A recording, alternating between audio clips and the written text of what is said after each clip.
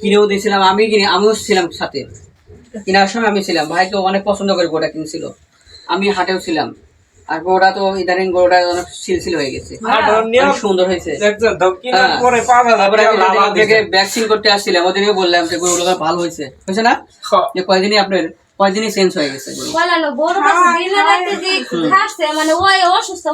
আসলে আপনারা দেখতে পাচ্ছেন যে আমাদের একটা গরু মারা গেছে। আসলে খামারে আপনারা দেখতে পাচ্ছেন যে আসলে কত কান্না করতেছে, যে একটা খামারে যে স্বপ্ন, সে স্বপ্নটা আসলে নষ্ট হয়ে গেল। এটাই যে এত কষ্ট করে লালন পালন করতে, কষ্ট করে তাকে খাওয়াইছে, হয়তো আমরা তাকে কিনে দিছি, হ্যাঁ আমাদের নাই ক্ষতি হয়েছে, কিন্তু তারও তো ক্ষতি হয়ে গেছে। কারণ আমরা চাইছিলাম যে খামারে গরুটা লালন পালন করে যাতে কিভাবে আরো টাকা পয়সা ইনকাম করা যায়।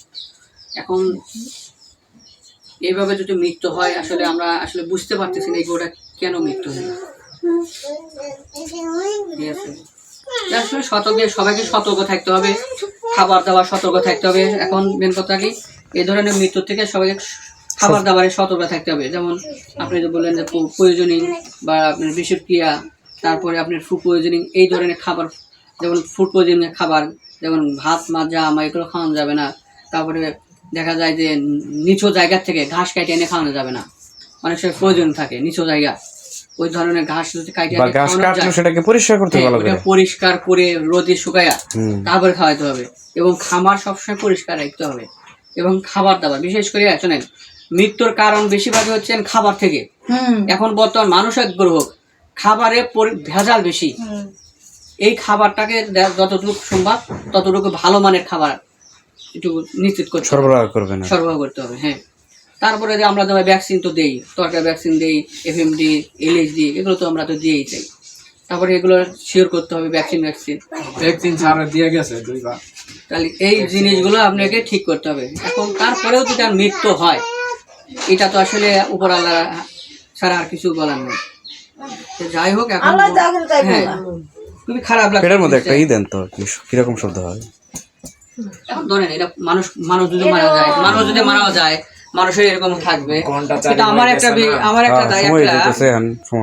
যে আমরা যে তরকার যে একটা আশঙ্কা করছিলাম, তরকার লক্ষণ আপনারা জেনে রাখেন যে তরকা হয় আপনার গলা বাহে বাতাস লাগছে। তরকা একটা রোগ, অ্যানথ্রাক্স। হ্যাঁ, তরকা একটা রোগ, অ্যানথ্রাক্স যাকে বলে। এটা হঠাৎ করেই ধরেন মারা যাবে। মারার পরে আপনার এই নাক দিয়ে আপনার রক্ত আসবে, মানে ব্লিডিং হবে আপনার, মানে রক্তটা হবে আপনার বদ রক্তের মতো, মানে কালো জাতীয়।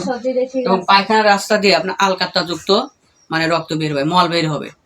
আলকাতরা, যেভাবে আলকাতরা বোঝেন না, কালো কালো।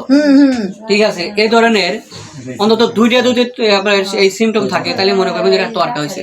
আর এই এলাকায় যদি গরু মারা যায়, আরো কি গরু মারা গেছে, যে অনেক গরু মারা গেছে আর 2-4টা মারা গেছে, তাহলে এগুলো তরকা। আসলে তরকা দেখা যায় যে এই এলাকায় থাকে, দেখা যায় অনেক গরু মারা যায়, মাঝে মাঝে